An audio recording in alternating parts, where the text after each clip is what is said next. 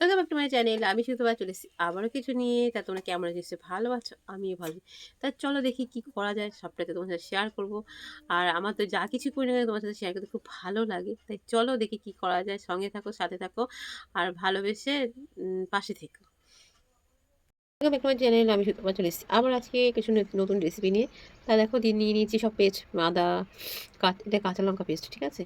তারপরে আছে রসুন, নুন, জিরে, হলুদ সব এখানে নিয়ে নিয়েছি। বসিয়ে দিয়েছি একটা কড়াই। কড়াই তো গরম হয়ে গেছে, দিয়ে দেবো সর্ষের তেল। তেল তো গরম হয়ে গেছে, এবার আমি কিছুটা আলু কেটে রেখেছিলাম, আলুটাকে ভেজে নেব।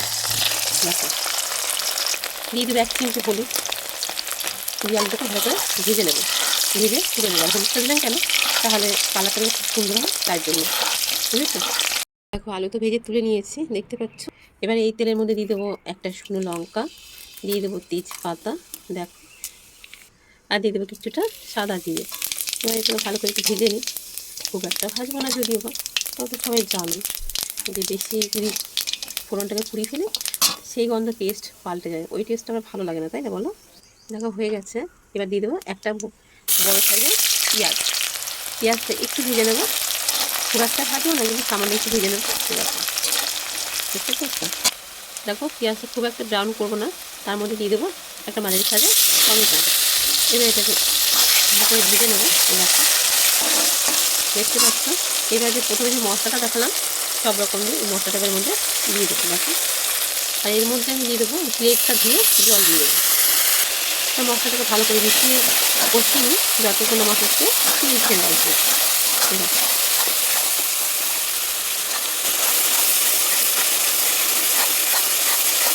ভালো করে কষাতে হবে যতক্ষণ মশলা থেকে তেলটা ছেড়ে আসবে। দেখো মশলা থেকে তেল ছেড়ে দিচ্ছে। এবার দিয়ে দেবো এই যে মেয়েটাকে ধুয়ে রেখেছিলাম, মেয়েটাকে এবার মধ্যে দিয়ে দেবো। মেয়েটাকে দিয়ে ভালো করে কষাবো, খুব সুন্দর করে অনেকক্ষণ ধরে কষাতে হবে, যতক্ষণ আবার ভালো করে তেলটা ছেড়ে আসে, তার জন্য। দেখো কষানো হয়ে গেছে, তেল ছেড়ে দিয়ে দেখতে পাচ্ছি। দেখো খালি মেটে আছে, মাংস নেই। দেখো এর মধ্যে ভেজে রাখা আলুগুলো দিয়ে দেবো, দিয়ে দেবে ভালো করে এটা আরেকটু কষিয়ে নেবো। যত কষাতে তত তো খেতে ভালো, তাই আমি ভালো করে কষাচ্ছি। কিন্তু দেখা তো বড় হয়ে যাবে, তাই অত দেখাচ্ছে না তোমাদেরকে, কিন্তু দেখো আবার লেগে লেগে যাচ্ছে। হয়ে গেছে, আমি এবার জল দিয়ে দেবো। দিয়ে দিলাম পরিমাণ মতন জল, তোমরা তোমাদের মাপ অনুযায়ী দেবে। আমি দিয়ে দিলাম পরিমাণ মতন জল। দেখো গরম জল দেওয়াতে না তাড়াতাড়ি ফুটে গেছে।